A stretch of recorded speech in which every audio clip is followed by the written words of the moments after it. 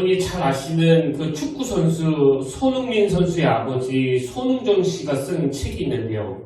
그 책 제목이 모든 것은 기본에서 시작한다.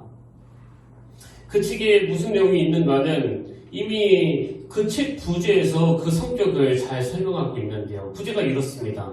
실력도 기술도 사람 됨됨이도 기본을 지키는 손흥정의 삶의 철학, 이렇게 되어 있는데요. 이게 뭘 의미하는지는 그 책 앞부분을 조금만 읽어보면 금방 이해할 수가 있습니다. 그래서 제가 그 책에 나오는 몇 구절을 좀 인용해 드리려고 하는데요. 이런 내용이에요. 어릴 때부터 아이들에게 강조하는 몇 가지가 있다. 겸손하라. 너에게 주어진 모든 것들은 다 너의 것이 아니다. 감사하라. 세상은 감사하는 자의 것이다. 욕심 버리고 마음을 비워라. 마음을 비운 사람보다 무서운 사람은 없다. 또 이런 구절도 있습니다. 상대가 넘어지는 것을 보면 그 상황이 아무리 공을 툭 차면 골문으로 들어갈 수 있는 좋은 찬스라 해도 공을 바깥으로 차내라. 사람부터 챙겨라. 너는 축구선수이기 이전에 사람이다. 사람이 먼저다. 한 부분만 더 읽어드릴게요. 나에게 스포츠맨십을 한 단어로 표현하라고 한다면 바로 리스펙트다. 상대 선수에 대한 존중, 같이 뛰는 선수들에 대한 존경. 왜 이 책의 부제가 실력도 기술도 사람 됨됨이도 기본을 지키는 삶의 철학이라고 정했는지 좀 이해가 되시나요? 우리 생각에는 아버지 손흥정 씨도 축구선수 출신이니까 이 축구선수인 아들을 위해서 무슨 골 넣는 방법, 수비 따돌리는 법, 이런 것을 가르칠 것 같은데 그 책에 보면 처음보다 사람 됨됨이, 인품, 사람을 존중하는 것, 이런 내용으로 꽉 차 있습니다. 그리고 언젠가 이 손흥민 선수가 이런 말을 했다고 하네요. 저희 축구는 온전히 아버지의 작품입니다. 여러분, 세상의 아버지로서 자식한테 이런 말을 듣는 것보다 더 큰 기쁨이 있겠습니까? 제가 오늘 추수감사절 이 설교를 앞두고 이 손흥민 선수 아버지가 자녀 교육을 어떻게 했는가, 그리고 그 자녀에게 기본적인 인성교육, 사람 됨됨이 이런 교육을 시키는 걸 보면서 저는 하나님께서 우리들을 이 광야에서 어떻게 훈련시키시기를 원하시고 무엇에다 초점을 두고 계시는지가 너무 연상이 되더라고요.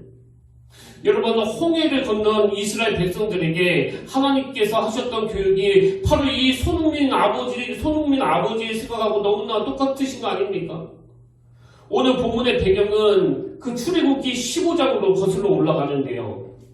이제 그 이스라엘 백성들이 홍해를 건너고 약 한 달 정도 지난 시점이에요. 그래서 그들이 이제 홍해를 건너 본격적으로 그 광야 생활을 시작했는데 하나님께서는 그들이 목적지 가나안으로 도달하기 전에 그들이 거쳐가는 그 광야를 훈련 장소로 정하신 겁니다.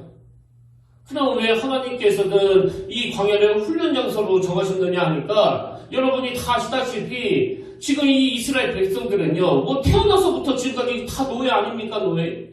나서 보니까 윗대까지 전부 이 노예로 살았던 그 내력을 가지고 있는 거예요. 그러다 보니까 그들은요, 몸은 애굽의 압제로부터 벗어나 그 홍해를 건넜지만 늘 상황과 환경에 매여 살다 보니까 이게 습관이 되다 보니까 여전히 머리부터 발끝까지 그 노예 근성으로 꽉 차 있어가지고 이 주도적인 삶이 뭔지를 전혀 모르는 겁니다.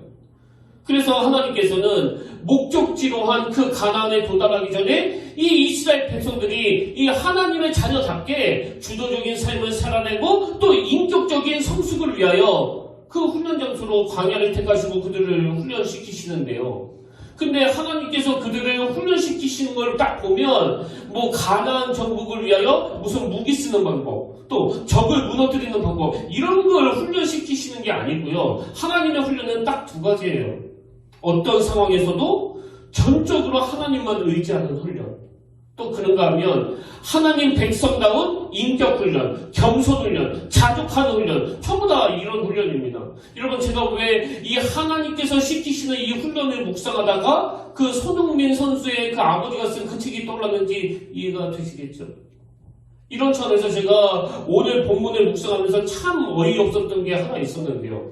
그게 뭐냐니까 그 이스라엘 백성들이 홍해를 건너고 나서 제일 먼저 한 게 바로 그 원망과 불평이라는 거예요. 자, 그 내용이 나오는 출애굽기 15장 22절부터 보십시오.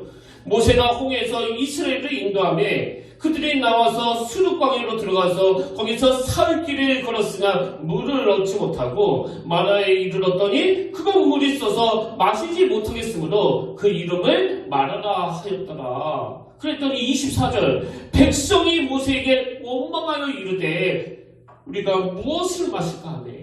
여러분 이게 왜 참 어이없는 장면인가 하면은요, 바로 앞구절에 보면 이제 그들이 이 홍해를 건너는 과정에서 그 이스라엘 백성들을 막 잡으려고 따라오던 그 바로왕의 군대를 하나님께서 멸하시고 또 그들을 구원해 주시거든요. 그랬더니 그 홍해를 건넌 백성들이 하나님을 얼마나 극찬하는지 그게 출애굽기 15장 1절 2절부터 나오는데 한번 보시겠습니까? 이때 모세와 이스라엘 자손이 이 노래로 여호와께 노래하니 일렀으되 내가 여호와를 찬송하리니 그는 높고 여호와로우시며 말과 그 탐자를 바다에 던지셨음이로다. 여호와는 나의 힘이요 노래시며 나의 구원이시로다. 그는 나의 하나님이시니 내가 그를 찬송할 것이요 내 아버지의 하나님이시니 내가 그를 높이리로다. 이렇게 출애굽기 15장 1절부터 하나님을 막 극찬하는데요. 그 내용이 무려 21절까지 계속됩니다. 근데 그렇게 계속 하나님을 극찬하던 그들이 그 마라의 쓴물에서 마실 물이 없는 그 상황에 딱 직면하니까 태도가 180도 돌변하는 거예요. 여러분 이렇게 완전히 태도가 바뀌어가지고 하나님을 원망하는 이런 태도를 보여주는 이게 바로 그 노예 근성 때문 아닙니까? 하나님께서는 그들이 주도적인 삶을 살아내고 그 상황을 뚫어내고 이 하나님께 의뢰하기를 원하시는데 그 멀리 내다보지 못하고 그 상황에만 눌려가지고 그래서 그들은 늘 끌려다니는 삶에 익숙하다 보니까 자기들은 늘 불행하고 자기들을 늘 불안하게 만드는 그 대상을 원망하고 이게 바로 그들 몸에 배어있는 그 노예 근성 때문이거든요. 근데 이렇게 늘 원망과 불평으로 가득 찬 그들에게 하나님이 어떤 조치를 취해 주시느냐 25절을 보십시오. 모세가 여호와께 부르짖었더니 여호와께서 그에게 한 나무를 가리키시니 그가 물에 던지니 물이 탈게 되었더라. 거기서 여호와께서 그들을 위하여 법도와 율례를 정하시고 그 다음 보세요. 그들을 시험하실세. 여러분 그 쓴물을 달게 만들어주신 그 기적도 중요하지만요. 여기서 진짜 중요한 건 그들을 위하여 법도와 율례를 정하시고 그들을 시험하실세요. 보통 그 아이들이 한 학기 수업을 다 끝나고 나면 그 방학을 앞두고 있으면 그 기말고사를 보지 않습니까? 그리고 또 학기 중에는 그 중간고사를 보잖아요. 근데 그런 시험을 왜 보는 거예요? 애들이 지금 선생님이 가르치시는 이 교육을 잘 따라하고 있나?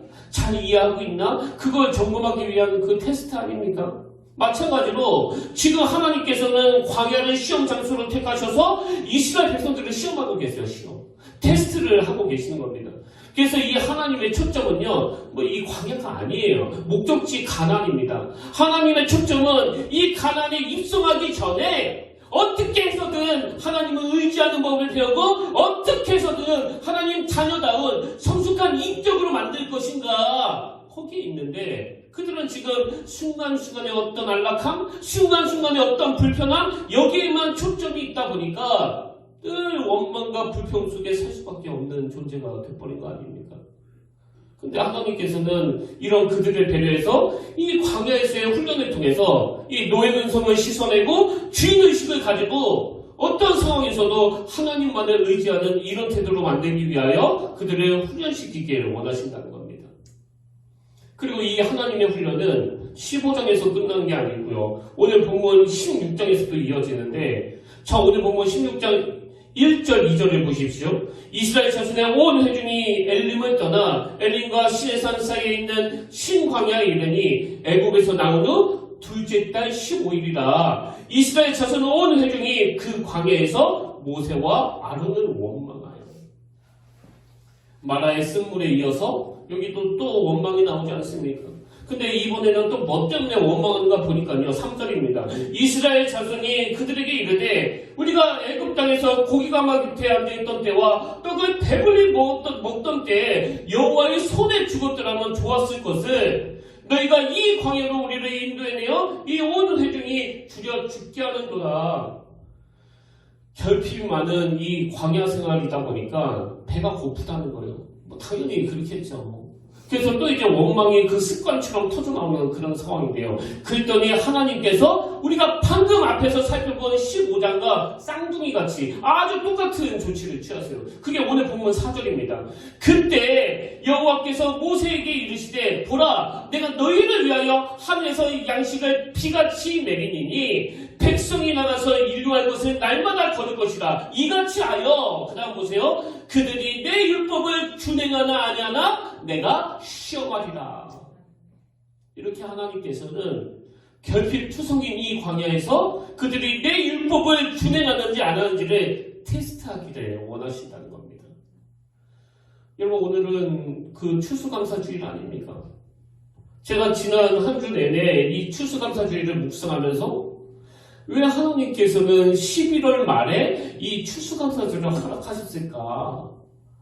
제가 내린 결론이 하나 있는데요. 하나님은요, 이 감사라는 도구를 통해서 지난 한 해 동안 우리가 얼마나 성숙해졌는가를 점검하고 검사하기를 원하신다는 거예요. 그런 의미에서 여러분은 오늘 추수감사주일 하나님이 이 감사로 우리의 믿음을 점검하기를 원하신다면 여러분은 어떠세요? 작년보다는 더 성숙한, 올 초보다는 더 폭넓은 감사가 그 내면에서 일어나고 있습니까? 뭐 계속되는 코로나 상황을 지나면서 또 이번 연도에는 특히 가정에 참 힘들고 아픈 일이 많아가지고 뭐 어떤 분들은 그 감사거리가 하나도 생각 안 나는 분도 계실 거고요. 그런 다음에 어떤 분들은 똑같이 힘든 상황이지만 하나님 앞에 막 쥐어짜듯이 감사를 드린 분도 계실 텐데 다시 말씀드려요. 추수감사주일은 하나님께서 감사라는 도구를 가지고 여러분이 지난 한 해 동안 어느 만큼 성장했는가를 테스트하는 도구예요. 제가 이런 생각을 하고 있는데 바로 지난주입니다. 예전에 제가 그 청소년 사역을 할 때 저와 함께 그 청소년들을 섬겼던 권사님께 아주 오래간만에 연락이 왔는데요. 뭐 거의 한 6년 만에 통화가 된 것 같아요. 그래서 너무나 막 반갑게 어쩐 일이시냐고 그러면서 그동안 있었던 일들을 쭉 함께 나누는데요. 이 권사님이 본인 이야기를 하시면서 목사님 사실 제가 암에 걸려가지고 그 독한 항암 치료를 그동안 무려 32번이나 받았습니다. 뭐 저도 바로 옆에서 아버지가 그 항암 치료를 받는 걸 봤지만요. 이건 뭐 거의 뭐 죽음이거든요. 근데 이걸 그 권사님이 32번이나 받으시면서 지금까지 그 기적적으로 그 투병 생활을 잘 견뎌오셨는데 너무 가슴 아프게도요. 최근에 건강이 급격히 나빠지셔가지고 급기야 병원으로부터 너무너무 가슴 아픈 그런 선고를 받으셨다는 거예요. 이제 앞으로 한 2, 3개월 정도밖에 안 남은 것 같다고. 그래서 지금은 고통이 너무 심하니까 뭐 극약 처방하듯이 그 진통제 주사를 맞으면서 그 고통을 버티고 계시더라고요. 근데 이 권사님이요. 목사님과 너무 통하고 싶어가지고 여기저기다 수소문을 해서 연락을 드렸다고 하시는데 여러분 보통 이렇게 어려움 중에 있는 분이 그 목사님과 통화하고 싶은 건 딱 한 가지 이유 때문 아닙니까? 기도해달라는 거. 기도해달라는 거. 근데 그 권사님은 그것 때문에 전화하신 게 아니고요. 물론 그 기도도 원하시겠지만 근본적인 포인트는 그게 아니었어요. 뭐라고 말씀하신 거 하니까 목사님 제가 지금까지 살면서 하나님 앞에서 언제가 가장 행복했나 돌아보니까 목사님과 같이 청소년들을 섬길 때인 것 같습니다. 그때 받은 은혜로 지금까지 하나님께 감사하며 주신 사명을 감당했는데 이제 하나님 앞으로 가게 된다니 뭐 얼마나 기쁜지 모르겠습니다. 빨리 가고 싶습니다. 너무 감사하더라고요. 그리고 제가 이분과 통화하면서 놀랐던 건요. 지금 엄청나게 강한 진통제를 맞으면서 그 극심한 고통을 버티고 계시는 이분의 목소리가 너무 평온한 겁니다. 목소리가 너무 덤덤해요. 그래서 이분과 전화 통화를 끊고 난 그 다음부터 오늘 이 순간 이 시간까지 그분의 목소리가 제 마음에서 막 쟁쟁거리는 것 같아요. 여러분 오늘 설교는 제가 하고 또 담임 목사는 저지만요. 추수감사절에 하나님이 정말 주목하시는 분은 이 권사님처럼 이 하나님의 광야에서의 테스트를 눈물로 이겨내고 계시고 눈물로 견뎌내고 계시는 분이에요. 저는 솔직히 이 땅에서의 삶이 얼마 남지 않았다는 그 상황을 아직 한 번도 겪지 않았기 때문에 어떻게 이렇게 덤덤할 수 있는지는 잘 모르겠습니다. 그러나 여러분 이분이 아는 게 뭐예요? 하나님의 초점은 이 땅에 있는 게 아니라 영원한 하나님 나라에 있다는 걸 아시는 거거든요. 이 땅은 그 영원한 하나님 나라에 들어갈 천국 백성다운 주님의 인격을 닮은 그 훈련을 위한, 그리고 온전히 주님만 의지하는 하나님의 자녀로 만들기 위한 그 훈련 장소이기 때문에 여러분이 이 땅에서 너무 편하게 잘 지내는 걸 축복이라고 생각하시면 그건 오해십니다. 이 땅은 그렇게 잘 먹고 잘 살려고 있는 데가 아니고요, 훈련받기 위한 곳이에요. 저는 그 권사님과 통화를 하고 마음에 너무 충동이 오더라고요. 내가 이분이 있는 곳으로 가서 정말 한번 만나보고 싶다. 뭐 기도도 해드리고 싶지만요, 저는 무엇보다도 그 대화가 너무나 하고 싶은 거예요. 여러분, 이처럼 이렇게 꼭 극단적인 고통에 빠져있는 경우가 아니라 하더라도 지금 계속되는 코로나로 또 가정의 이런저런 일들로 크고 작은 인내를 필요로 하는 그런 고통이 계속되는 상황에서도 그것을 뛰어넘는 감사를 하나님께 드리고 이 힘든 훈련을 인내하며 견디는 오늘 예배하는 모든 성도님들에게 우리 성령님께서 그 마음을 어루만져 주시면서 이렇게 말씀해 주시기를 원합니다. 잘하고 있다. 어떻게 그렇게 훌륭하게 성장하고 있느냐. 저 오늘 여러분들이 이번 한 해를 돌아보시면서 이 감사라는 도구로 하나님의 테스트를 잘 통과하시길 바랍니다. 그리고 한 가지 도전을 더 드리기를 원하는데요. 저와 여러분 모두가 다 이제 내일부터 이 한 달 동안은 성탄을 기다리는 사람들, 이런 타이틀로 예수님께 깊이 몰입하는 한 달이 되기를 원합니다. 제가 이런 생각을 하게 된 이유는요, 뭐 어떤 교회는 11월 초를 추수감사주로 보내기도 하지만 미국에 있는 그 선배 목사님 이야기를 들어보니까요, 미국은 11월 넷째 주 목요일을 나라가 아예 공휴일로 정해가지고 그날은 아는 분들을 초대해 함께 음식을 나누면서 이 추수감사절의 기쁨을 함께 보내는 그런 문화를 가지고 있다는 거예요. 뭐 너무나 부러운 거 아닙니까? 그리고 또 제가 더 부러운 게 뭐냐, 그렇게 추수감사절이 끝나고 나면요, 바로 그 다음날부터 그 크리스마스 시즌이 시작된다는 거예요. 그래서 TV에서 막 크리스마스 세일 광고도 나가고 막 축제도 하면서 그 분위기가 이 크리스마스로 완전히 바뀐다고 하는데, 물론 요즘은 그 상술 때문에 그게 많이 변질됐긴 했지만 그 선배 목사님의 이야기를 들으면서 제가 오늘 그렇게 선포하기를 원한 겁니다. 우리가 하나님 앞에, 하나님, 오늘 추수감사절을 지나는 동안 그 한 해 동안 내가 이만큼 성장하고 내가 이만큼 성숙해졌다는 걸 하나님께 보여드리기를 원합니다. 그렇게 고백하고, 그리고 내일부터 성탄을 기다리는 사람들이 되지 않는 거예요. 그래서 내일부터 어떤 세속적인 상술에 휘둘리는 것이 아니라 내 사모하는 주님, 이 땅에 오신 예수 그리스도를 깊이 묵상하면서 이 광야에서의 테스트를 잘 통과하는 저와 여러분들 되시기를 바랍니다. 저는 왜 추수감사절이 11월 마지막에 있어야 되고 왜 성탄절이 12월 마지막에 있어야 되는지 저는 그게 너무 은혜가 돼요. 여러분, 한 해를 마감하는데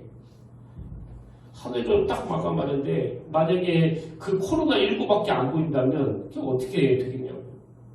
저는 저와 여러분의 입술에서 한 해를 마감하면서 내 모든 1년을 압축했더니 예수님이 남으시네, 이렇게 고백하는 믿음의 자녀들이 되기를 바랍니다. 그리고 저는 우리 평택교회 성도님들이요, 많은 시간이 지나고 나서도 이 교회를 생각할 때 저를 생각하는 걸 원치 않습니다. 오직 예수 그리스도만 남게 되길 원해요. 그래서 오랜 세월이 지나도 제 이름 다 지워지고 결국 이 교회를 압축하면 예수 그리스도, 그분의 이름만 남는 우리 평택교회가 되기 위하여 여러분, 내일부터 한 달간은 특별히 예수 그리스도에 대한 감사, 그 은혜에 대한 감사가 많이 기억되고 또 많이 기록되는 그런 한 달이 됐으면 좋겠습니다.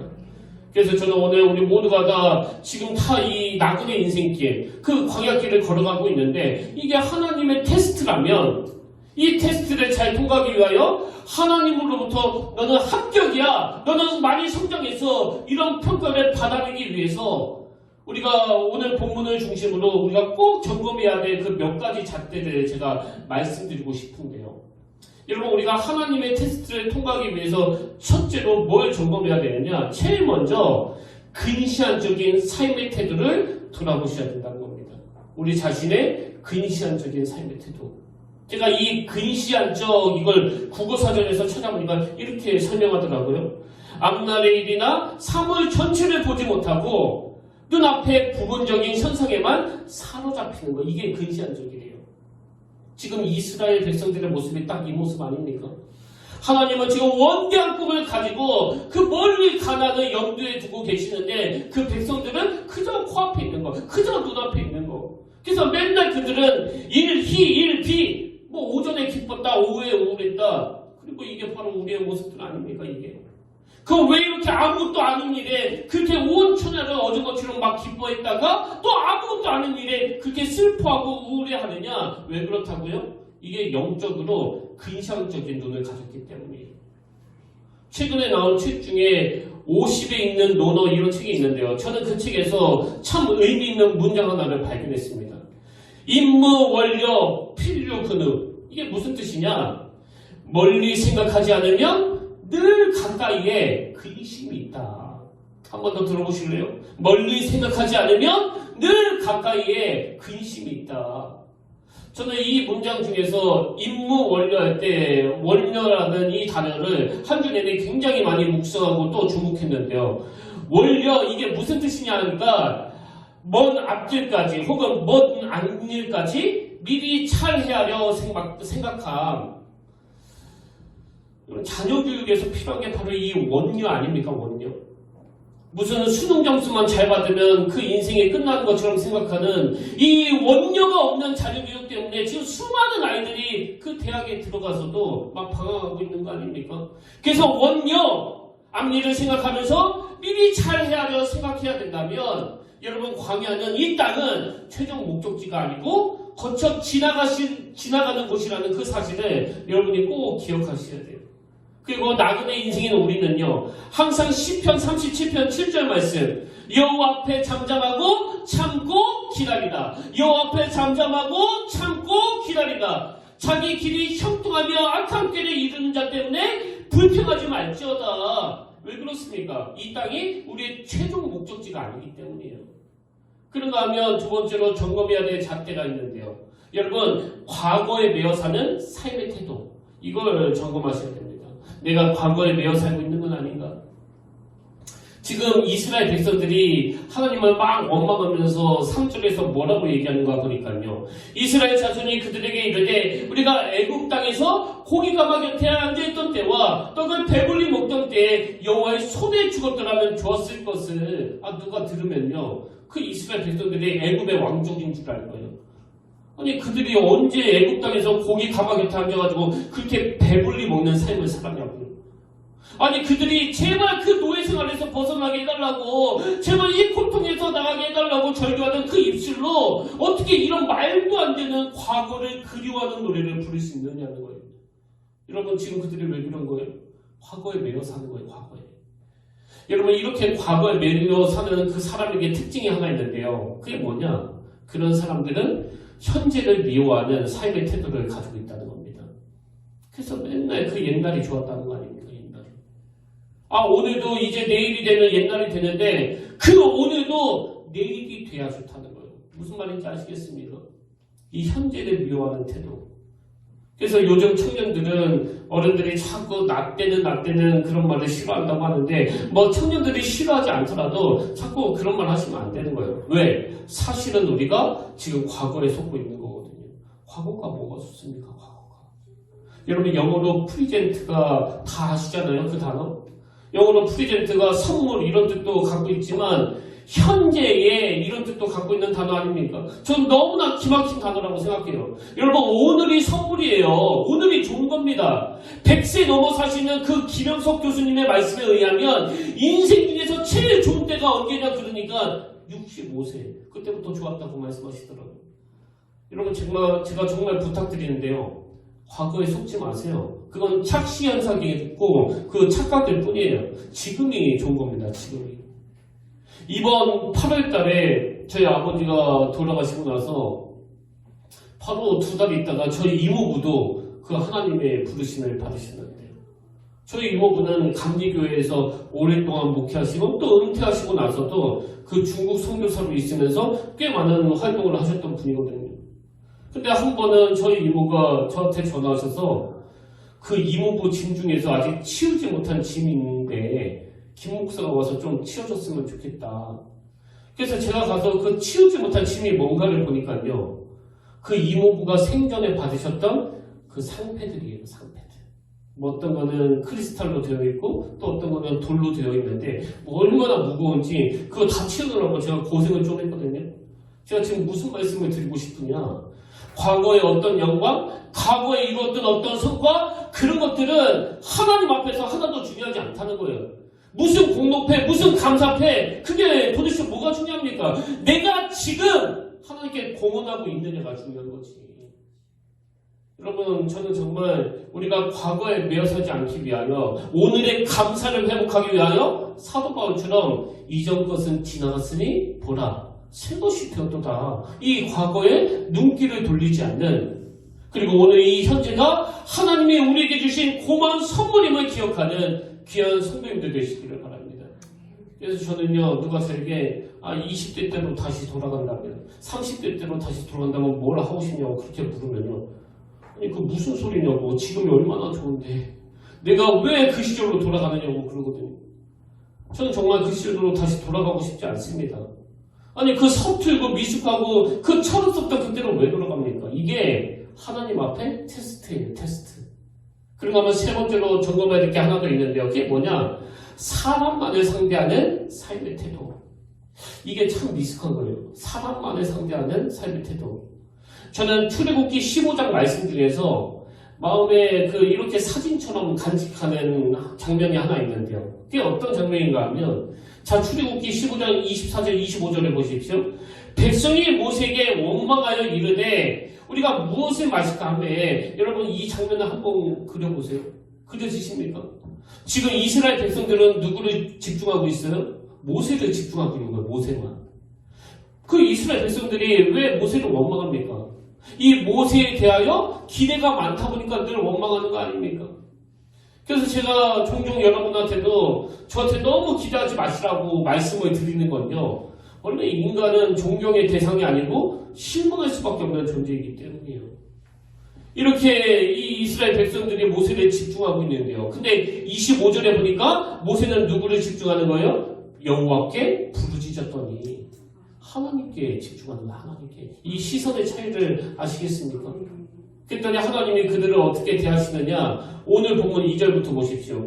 이스라엘 자손 온 회중이 그 광야에서 모세와 아론을 원망하여 그랬더니 하나님은요 그 백성들을 상대하지 않고 당신에게 집중하는 그 모세를 상대하시는 거예요. 본문 4절. 그때 여호와께서 모세에게 이르시되 여러분 정말 하나님께 집중받고 싶으세요? 그렇다면 여러분도 하나님께 집중하셔야 돼요. 제가 아까 왜 우리 교회에 김의수라는 이름 석자가 지어지기를 원한다고 말씀드린지 아십니까? 여러분이 암만 저를 기억해봤자 저는 해줄 수 있는 게 아무것도 없거든요. 근데 여러분이 하나님을 기억하시면 하나님은 여러분을 기억하시는 분이시고 여러분이 하나님께 눈물로 기도하시면 하나님은 여러분의 그 눈물의 기도를 집중하시는 분이시기 때문에 지금 여러분의 시선이 어디를 향해 하고 있는지를 점검하셔야 된다는 겁니다. 그런가 하면 마지막 네 번째로 우리가 이 광야에서의 테스트를 잘 통과하기 위하여 점검해야 될 게 뭐냐? 나에게는 이웃을 배려하는 삶의 태도가 있는가? 여러분 이게 하나님의 시험 범위 안에서 굉장히 중요한 포인트예요. 저는 16절에서 하나님의 지침 두 가지를 발견하고 정말 제 인생의 지침으로 삼기를 원하는데요. 자 보십시오. 첫 번째가 이겁니다. 여호와께서 이같이 명령하시기를 너희 각 사람은 먹을 만큼만 이것을 거둘지니 이게 하나님의 굉장히 중요한 지침이에요. 그래서 하나님은 욕심내가지고 얻는 거 그 이튿날까지 다 먹지 못하도록 조치를 취하시는 거예요. 탐욕을 버려야 된다. 탐심을 버려야 된다. 너희 각 사람은 너희 먹을 만큼만 이것을 거둘지니 이게 첫 번째 지침이고요. 그러고 하면 두 번째 지침이 뭐냐? 곧 너희 사람 수요대로 한 사람이 한 오매씩 거두세. 두 번째 지침 각 사람이 그의 장막에 있는 자들을 위하여 거둘지니라 하셨느니라. 뭐 성경에 안 나와 있기 때문에 정확히 무슨 사연인지 몰라도요, 장애를 가져서 그런 건지, 또 연세가 너무 고령이셔서 그런 건지, 아니면 너무 어려서 그런 건지, 이 놀라운 하나님의 만나를 거두러 나가지 못하는 사람들, 여전히 그 장막 안에 머물 수밖에 없는 그 사람들을 위하여 하나님은 그들 것도 너희들이 준비하라는 거예요. 지금 우리가 뭘 놓치고 있는지 아시겠습니까? 저는 이 하나님의 지침을 묵상하는데 예전에 제가 한번 소개해드린 그 책 제목 하나가 불쑥 떠올랐는데요. 이런 제목이에요. 혼자만 잘 살면 무슨 재미인겨. 저는 종종 이게 주님의 말씀처럼 들려져요. 뭐 책 내용은 하나도 기억 안 나는데 혼자만 잘 살면 그게 무슨 재미인겨. 여러분, 우리가요 이렇게 지음받은 존재예요. 그리고 이 하나님의 지침은, 이 하나님의 정신은 어떤 결과를 만들어내느냐. 17절, 18절을 보십시오. 이스라엘 자손이 그같이 하였더니 그 거둔 것이 많기도 하고 적기도 하나 오멜로 되어본즉 많이 거둔 자도 남음이 없고 적게 거둔 자도 부족함이 없이 각 사람은 먹을 만큼만 거두었더라. 여러분, 우리 모두가 다 원하는 게 바로 이런 세상이지만요, 사실 이런 세상은 절대 오지 않습니다. 어떤 경우라도 이 땅에서는 이런 세상 오지 않아요. 오직 희망이 있다면 교회에서만 이런 역사가 일어날 줄로 믿습니다. 제가 계속 강조하잖아요. 하나님이 복을 주시면 누리세요. 마음껏 누리세요. 누리고 또 누리세요. 그런데 그렇게 하고도 남는 것, 지금 무슨 사연인지 장막에서 나오지 못하는 그 연약한 자들의 몫입니다. 여러분 거 아니에요. 왜 우리 교회가 추수감사절 헌금 전액을 그 미자리 교회들을 위해서 사용합니다? 왜 우리 교회가 여기 하나님 앞에 정성껏 들여진 그 농작물들, 여러 가지 것들을 주변에 어려운 분들, 주변에 힘들었던 분들에게 전달하라고 합니까? 하나님의 이 지침 때문이에요. 너를 위해서는 이런 분만 가져가고, 그리고 나머지는 오늘도 그 하나님의 만나를 누릴 수 없는 그 연약한 사람들을 대신해서 네가 대신 전달해주면 안 되겠니? 오늘 결론은 저는 이렇게 맺기를 원합니다. 신명기 8장 16절.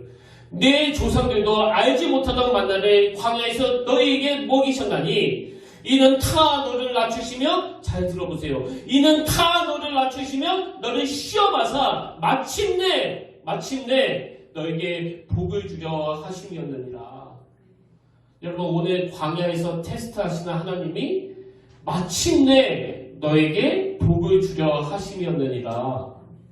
이 하나님의 마음을 좀 헤아리셔서 신앙의 성숙을 향하여 하나님의 시험, 하나님의 테스트에, 하나님, 작년 이맘때보다 그래도 이만큼 성장했습니다. 이만큼 감사가 늘어나고 이만큼 불평이 줄어들었습니다. 그렇게 고백해내는 믿음의 성도님들 되시기를 주님의 이름으로 축복합니다. 그래서 저는 오늘 추수감사주에 우리가 이 감사라는 찬양을 하나님 앞에 올려드리기를 원하는데요. 지난 한 해를 쭉 돌아보시면서 받아들였던 그 은혜들을 세워보는 그런 복된 시간이 되기를 원합니다. 우리 가사를 생각하시면서 함께 이 찬양 불러보겠습니다. 제가 밴드에도 올려드렸는데요. 이 음이 부르기는 굉장히 좋은 것 같아요.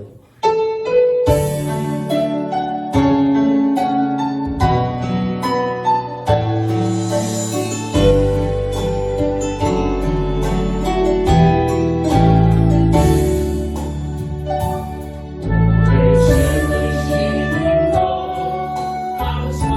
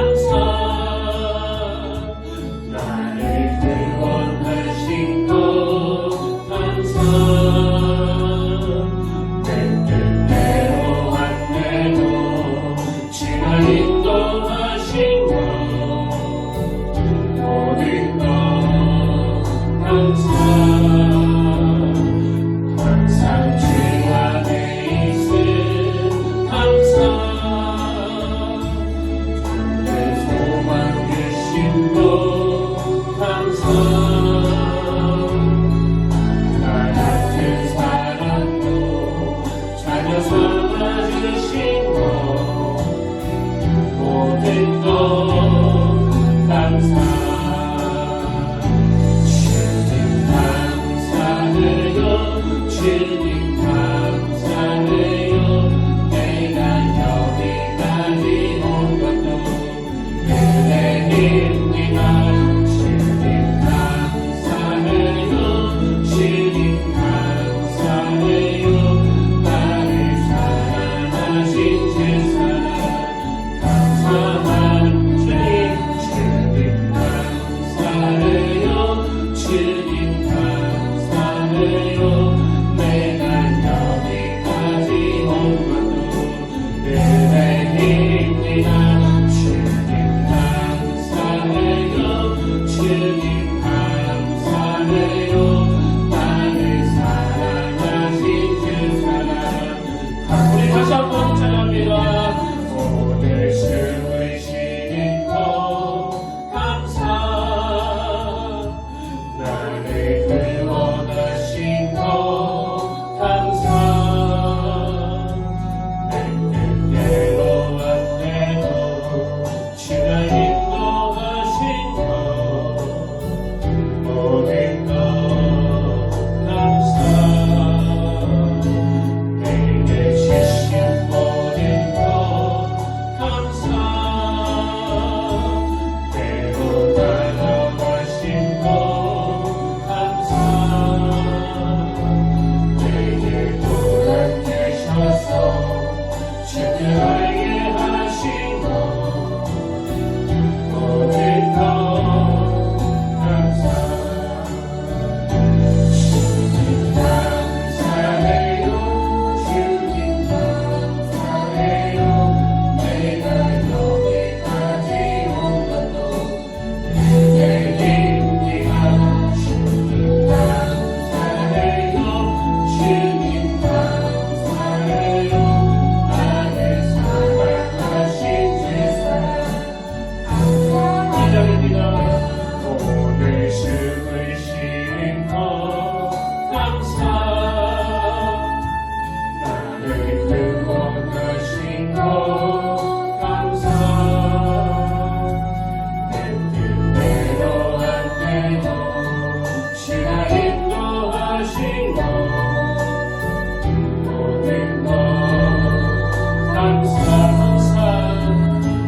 항상 주 안에 있음 감사 참된 소망 주심도 감사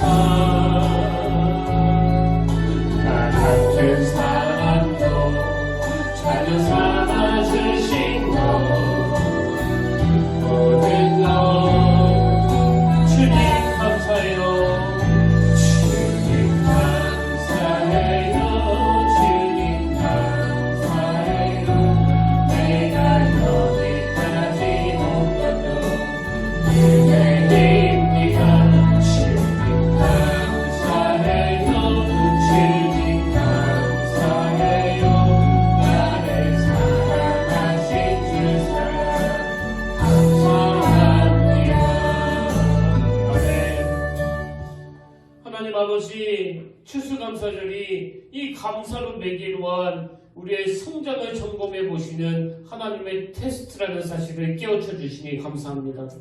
원망과 불평으로 또 영적인 노예 근성으로 주도적인 삶을 살 수 없었던 우리의 삶이 어차피 하루 지나면 다 썩어져 먹지도 못할 건데 그거 더 갖겠다고 욕심부리던 우리의 이 탐욕이 하나님의 테스트를 통하여 점점 더 성숙해지고 성장해 가며 오늘도 이런 저런 아픔을 가지고 그 장막 안에서 하나님의 만남을 누리지 못하는 사람들의 몫을 챙길 줄 아는 이런 성화의 자리로 우리를 인도하여 주시옵소서. 하나님 오늘 우리가 드린 이 추수감사 헌금이 그 미자리 교회들을 위해서 사용되기를 원합니다. 정말 이 헌금이 의욕이 다 사라져 일어날 힘조차 없는 마음이 다 무너져 눈물 짓고 있는 그 목회자들을 향한 마중물이 되게 하시고 치유의 헌금이 되게 하여 주시옵소서.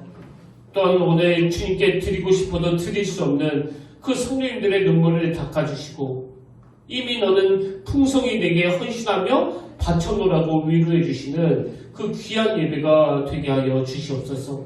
감사드리옵고 이 모든 말씀 사랑이 많으신 예수님 이름으로 기도드립니다. 아멘. 날마다 숨쉬는 순간 파송 찬양으로 이 찬양 함께 부르실 텐데요. 오늘 말씀들을 쭉 정리하시면서 또 여러분들에게 한 해에 베풀어 주신 그 주님의 은혜들을 돌아보시면서 우리 이 찬양 함께 부르기를 원합니다.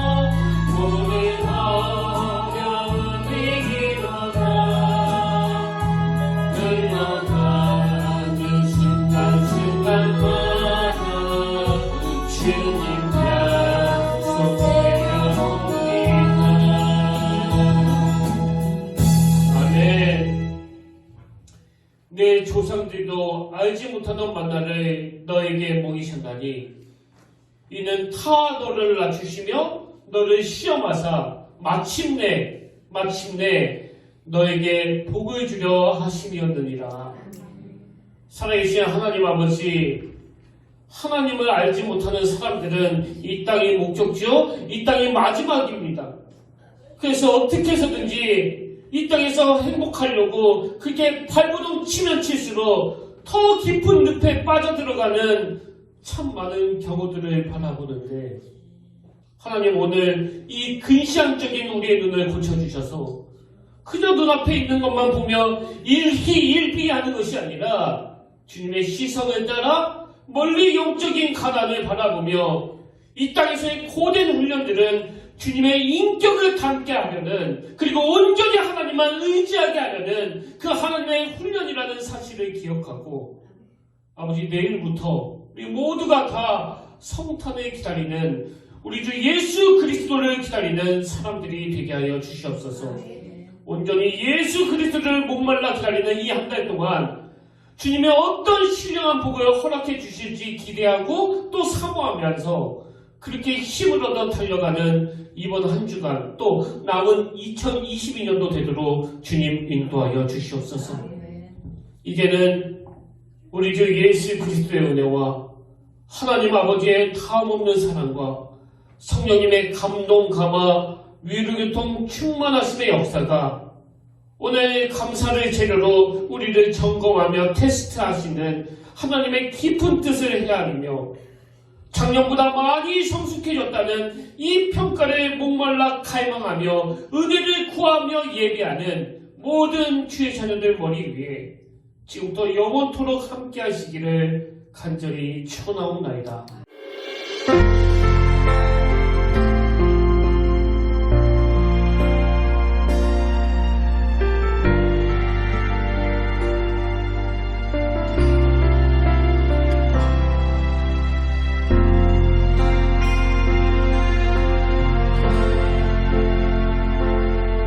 지금 서 있는 이곳에서 높임을 받으소서. 내가 받는 땅